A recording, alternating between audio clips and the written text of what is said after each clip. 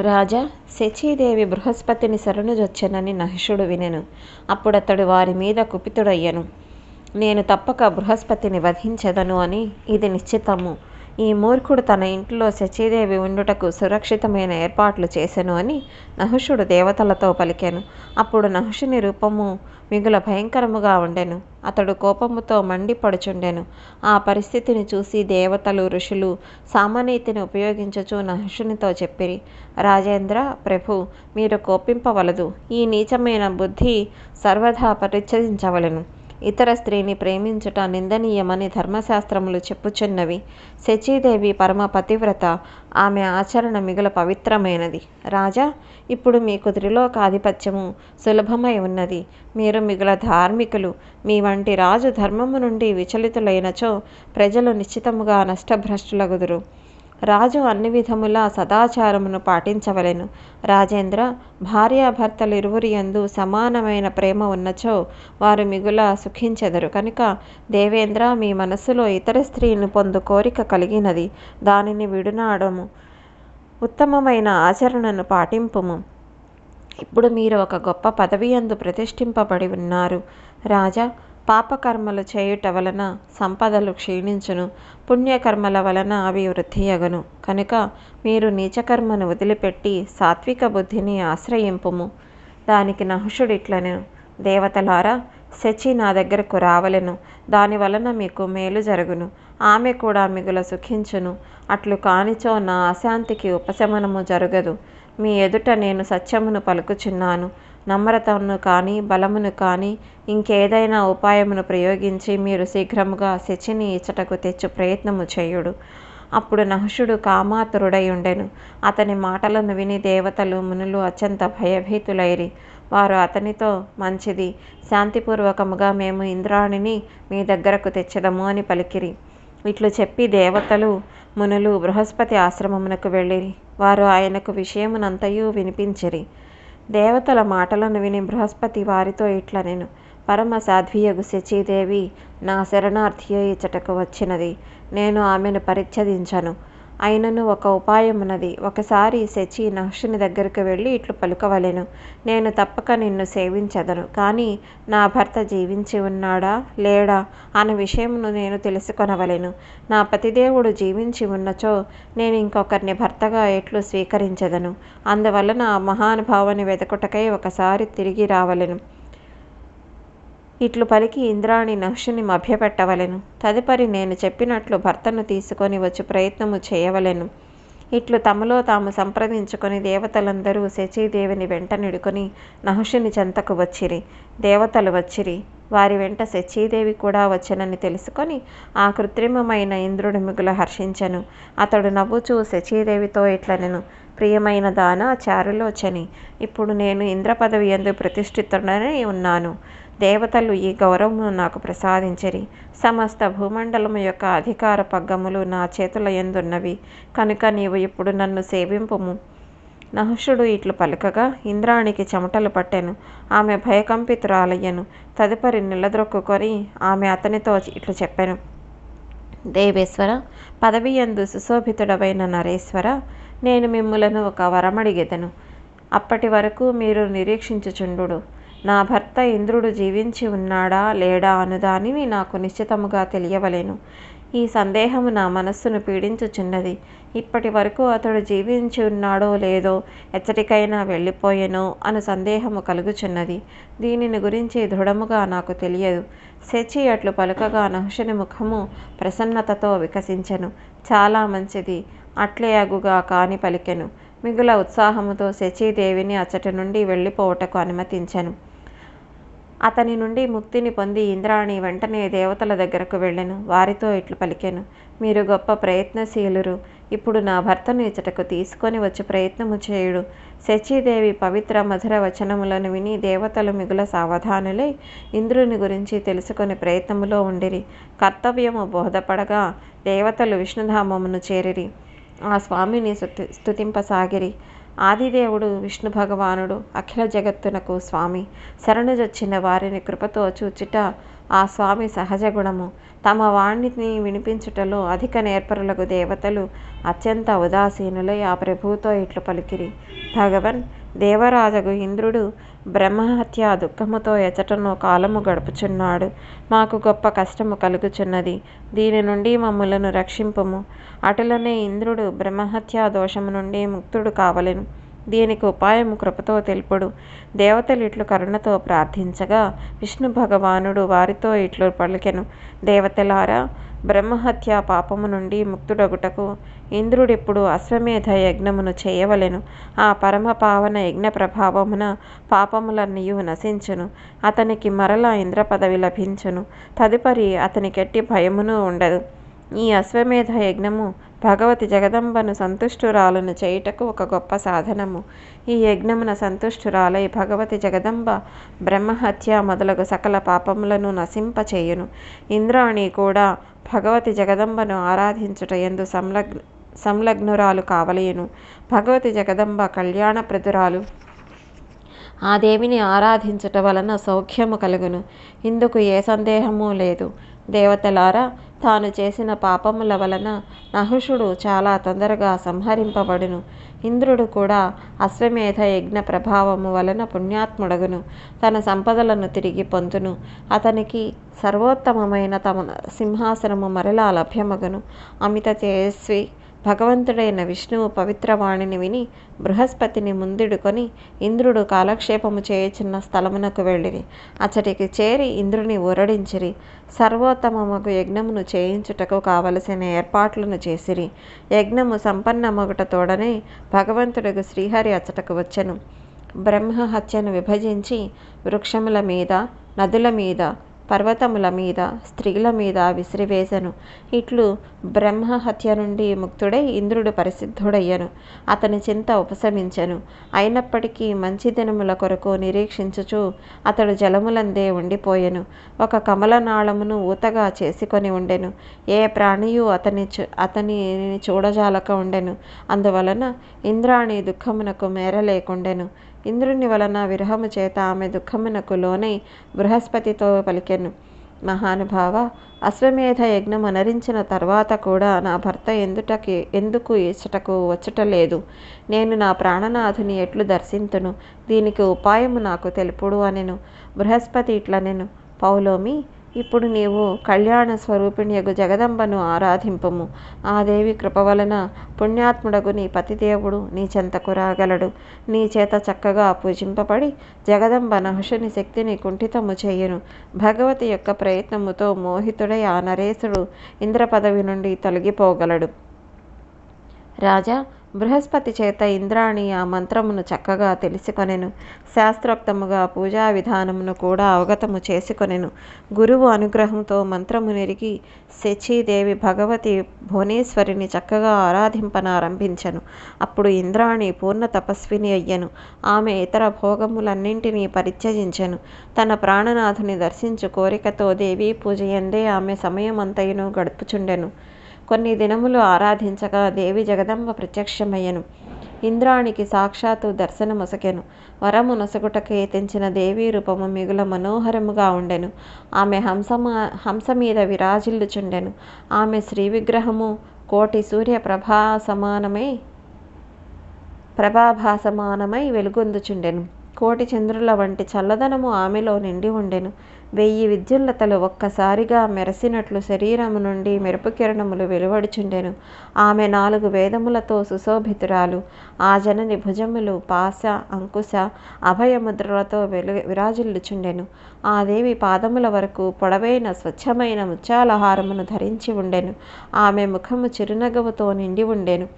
3 నేత్రములు మస్తకపు శోభను పెంపొందించుచుండెను. బ్రహ్మ మొదలుకొని కీటక పర్యంతము గల సకల ప్రాణులకు జనని అను చెప్పుకొనగలుగు సౌభాగ్యము ఆ దేవికి మాత్రమే కలదు. కరుణాస్వరూప, అమృతమునకు ఆమె అంతులేని సముద్రము. అనంతకోటి బ్రహ్మాండముల మీద పరమేశ్వరి నియంత్రణ నిరంతరము కొనసాగుచుండును. ఈ దేవిలో సౌమ్యము నిండి ఉండెను. ఆ దేవి అందరికీ యజమానురాలు, సర్వజ్ఞురాలు, కూటస్థ అక్షరమయి. ఆ భగవతి జగదంబ ప్రసన్నురాలై ఉండెను. హర్షమును ప్రకటించుచు మేఘము వలె గంభీరమైన వాణితో ఇంద్రాణితో ఇట్లా నేను సుందరమైన కటిభాగముతో శోభిల్లు ఇంద్రప్రియ, నీవు కావలసిన వరములు కోరుకొనుము. నేను సంతోషముతో వాటిని వసగుటకు సంసిద్ధనై ఉన్నాను. నీవు సమగ్రముగా నన్ను ఆరాధించితివి. నీకు వరమునిచ్చుటకే నేనిచ్చటకి ఏతించితిని. నేనంత సులభముగా ఎవరికి ప్రత్యక్షము కాను. అనంత కోటి జన్మల పుణ్యఫలములనై ప్రాణులు నా దర్శన సౌభాగ్యమునకు అర్హులగుదురు. ఆ సమయమున ఇంద్రాణి భగవతి జగదంబ ఎదుట చేతులు జోడించి నిలుచని ఉండెను. దేవి ఆదేశించగా అత్యంత ప్రసన్నురాలై విరాజిల్లు ఆ పరమేశ్వరితో ఇంద్రాణి ఇట్లు అర్థించెను. అమ్మా, పతిదేవుని దర్శనము నాకు పరమ దుర్లభమైనది. ఆయనను దర్శించుటకే నేను తహతహలాడుచున్నాను. పాపి అయిన నహుషునితో నాకే విధమైన భయము లేకుండునట్లు నేను నా పూర్వస్థానమును పొందునట్లు అనుగ్రహింపుము. దానికి దేవి ఇట్లనెను, నీవు నా దూత వెంట మానస సరోవరమునకు వెళ్ళుము. అచట నా అచలమూర్తి ప్రతిష్ఠితమై ఉన్నది. ఆ మూర్తిని ప్రజలు విశ్వకామ అని పిలిచెదరు. అచట నీవు ఇంద్రుణ్ణి కలుసుకొందువు. ఇప్పుడతడు భయముతో వ్యాకులతకు లోనయి గొప్ప దుఃఖమును అనుభవించుచున్నాడు. విశాలాక్షి, కొద్దిసేపటి తర్వాత నేను రాజగు నహుషుని మోహింపచేయుటకు ఏర్పాటు చేసేదను. ఇప్పుడు నీవు స్వస్థురాలవు కమ్ము. నీ మనోరథము నెరవేర్చుటకు నేను కార్యసంలగ్న అయ్యదను. నా ప్రయత్నముతో రాజగు నహుషుడు మోహితుడగును. వెంటనే ఇంద్రుని ఆసనము నుండి పతనమగును. రాజా, తదనంతరము భగవతి జగదంబ యొక్క దూత ఇంద్రాణిని తీసుకొని వెళ్ళెను. వెంటనే ఆమెను ఆమె భర్త దగ్గరకు చేర్చెను. శచి పతిదేవుని దర్శించెను. భగవతి పరమేశ్వరి యొక్క విగ్రహము కూడా ఆమెకు కన్నుల పండుగ చేసెను. ఆ సమయమున అచటనే దాగి ఉండి ఇంద్రుడు కాలము గడుపుచుండెను. ఇంద్రాణి మనస్సులో చాలా దినముల నుండి భర్తను దర్శించవలెనని కోరిక ఉండెను. ఆ అభీష్టం ఇట్లు సిద్ధించెను. దాని వలన సంతోషముతో ఆమె గొంతు బొంగురు పోయెను. రాజా, విశాల నేత్రియగు ఇంద్రాణి హృదయము చింతతో నిండి ఉండెను. ఇంద్రుడు తన ప్రాణప్రియురాలను తన ఎదుట నుండుటను చూసి ఆశ్చర్యము పొందెను. అతడు ఆమెతో ఇట్లు పలికెను, ప్రియురాల, నీవు ఇచ్చటకు ఎట్లు వచ్చితివి? నా ఈ ఉనికి రహస్యముతో కూడినది. దీనినెట్లు తెలుసుకొంటివి? శుభానన, నా ఈ రహస్యమైన ఉనికిని ఏ ప్రాణియును తెలుసుకొనజాలడు. అప్పుడు శచీదేవి ఇట్లు పలికెను, ప్రభు, భగవతి జగదంబ కృపా ప్రసాదమున నాకు మీ విషయము తెలిసినది. ఆ దేవి దయవలననే నేను మిమ్ములను పొంది తిని. దేవతలు మునులు నహుషుడను పేరుగల ఒక రాజర్షిని మీ స్థానమున నియమించిరి. అతని వలన నేను మిగుల కష్టముల పాలైతిని. ఆ నీచుడు, సుందరి, నీవు నన్ను పతిగా స్వీకరింపుము, నేనే దేవతలకు అధిపతిని, ఇంద్రుడను అని పలుకుచున్నాడు. స్వామి, నేనిప్పుడేమి చేయదును? అప్పుడు ఇంద్రుడు ఇట్లు పలికాను, వరారోహ కళ్యాణి, తగిన సమయము కొరకు నేనిచ్చట వేచి ఉన్నాను. అటులనే నీవు కూడా మనసులో ధైర్యము వహించి కాలము గడుపుము. రాజా, ఇంద్రుడు పరమ ఆదరణీయుడు. అతడిట్లు పలికినప్పటికీ కూడా ఇంద్రాణి మనస్సులో ఉన్న సంతాపము దూరము కాలేదు. వణకుచు దీర్ఘనిట్టూర్పులను వదులుచు ఆమె ఇంద్రునితో ఇట్లు పలకసాగెను, మహానుభావ, నేనెట్లు కాలము గడుపుదును? నహుషుడు మిక్కిలి దుష్టుడు.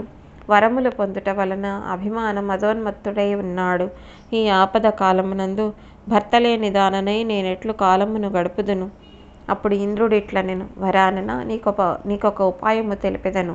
దానిని ఆచరింపము. అప్పుడే ఈ దుఃఖ సమయమున నీ శీలము రక్షింపబడగలదు. రాజగు నహుషుడు మిగుల పాపి. బలవంతముగా నిన్ను పొందుటకు ప్రయత్నించును. అతనితో నీవు ప్రతిజ్ఞ చేయించుము. అతనిని వంచనకు లోను చేయుము.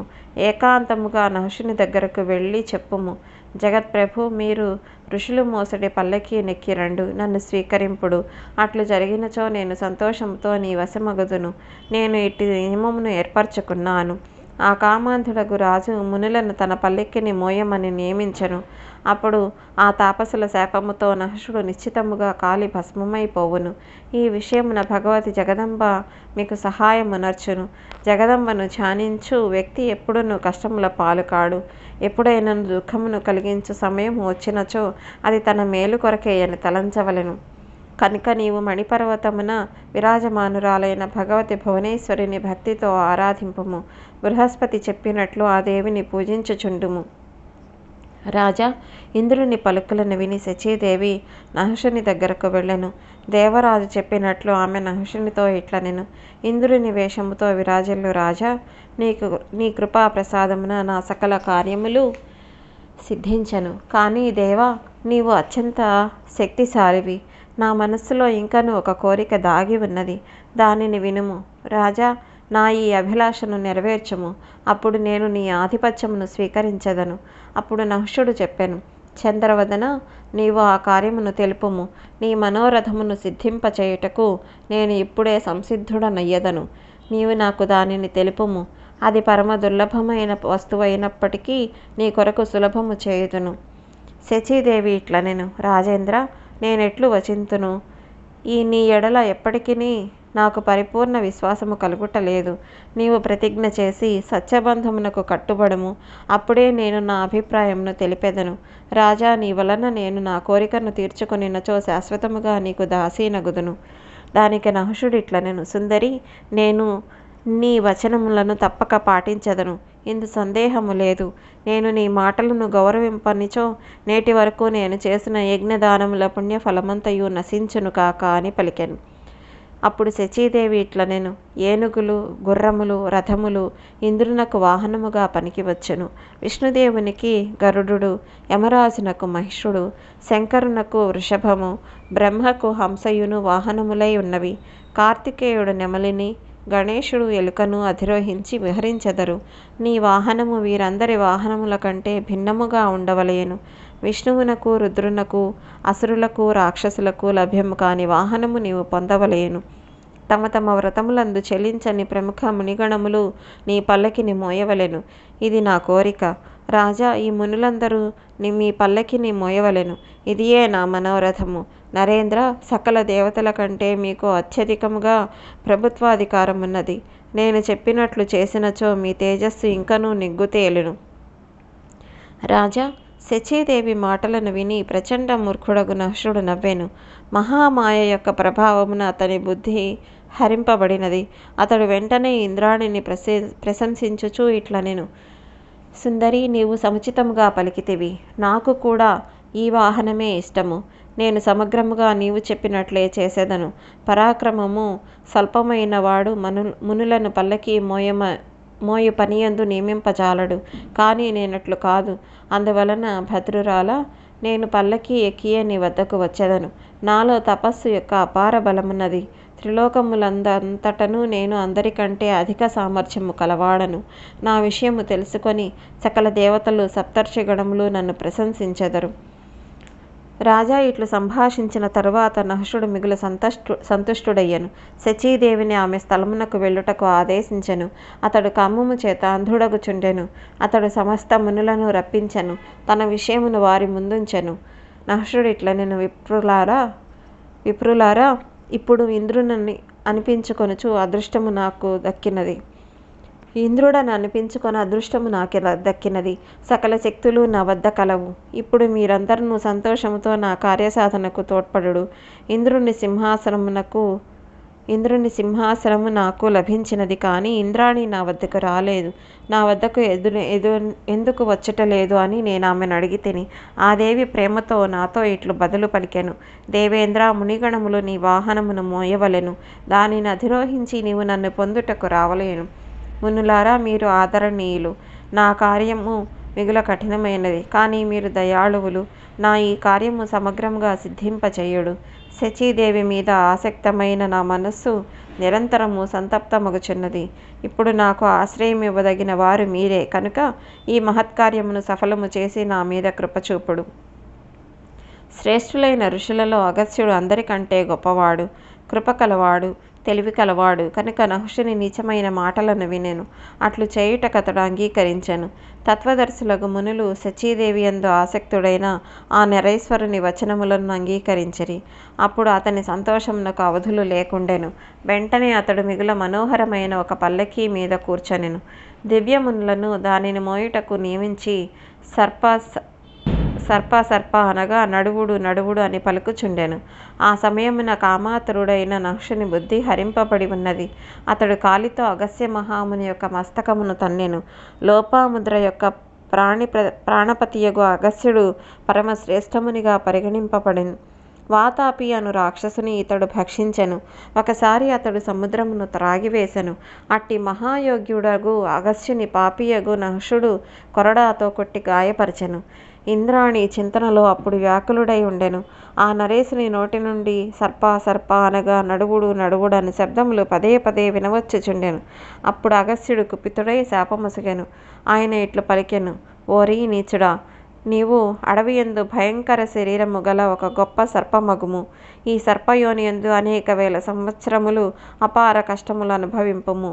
నీవు శక్తి సంపన్నుడవై అడవిలో విహరించదవు. ధర్ముని అంశతో యుధిష్ఠిరుడను పేరు కల ఒక పుణ్యాత్ముడు ప్రకటితుడగును. అతనితో నీ కలయిక జరుగును. అప్పుడు అతని నోటి నుండి వెలువడిన ప్రశ్నలకు సమాధానములను వినిన తరువాత నీవు ముక్తుడవగదువు. ఇట్లు మునివరుడగు అగస్త్యుడు శాపమివ్వగా రాజర్షియగు నహుషుడు అతనిని స్తుతించెను. వెంటనే అతనికి సర్పాకారము వచ్చెను. స్వర్గము నుండి పడిపోయెను. బృహస్పతి వెంటనే మానస సరోవరమునకు వెళ్ళెను. అచటనున్న ఇంద్రునకు విషయమునంతయును విస్తృతముగా తెలిపెను. నహుషుడు స్వర్గము నుండి పతనముగుట మొదలగు మాటలను విని దేవరాజగు ఇంద్రుడు మిగుల సంతోషించెను. రాజా, నహుషుడిప్పుడు భూమండలమునకు వెళ్ళిపోయెను అని తెలుసుకొని దేవతలందరూ మునులతో కూడి మానస సరోవరమునకు ఇంద్రుని దగ్గరకు వెళ్ళిరి. దేవేంద్రుని ఊరడించి అతనిని స్వర్గమునకు తీసుకొని పోవటకు ఏర్పాట్లను చేసిరి. తదుపరి దేవతలు మునులు అతనిని సింహాసనము మీద కూర్చొనబెట్టిరి. మాంగళిక అభిషేకమును చేసిరి. ఇంద్రుడు కూడా తన ఆసనమునకు అధికారియై సచీదేవితో స్వర్గమున విరాజమానుడై ఉండెను. రాజా, ఇట్లు ఇంద్రునకు అనేక కష్టములను అనుభవించవలసి వచ్చెను. భగవతి జగదంబ కృపా ప్రసాదమున ఇంద్రుడు మరల తన స్థానమునందు ప్రతిష్ఠితుడయ్యను. రాజా, వృత్రాసుర సంహారమునకు సంబంధించిన కథలన్నీయూ నేను నీకు వినిపించి తిని. నీవడిగిన ప్రశ్నకు బదులుగా ఈ విలక్షణమైన కథను తెలిపి తిని. ఎవరు ఎట్టి కర్మను చేయుదురో వారట్టి ఫలమునే అనుభవించెదరు. తాము చేసిన శుభాశుభ కర్మ ఫలములు అనుభవించుట ప్రాణులకు అనివార్యము. దానినెవరునూ తప్పించలేరు.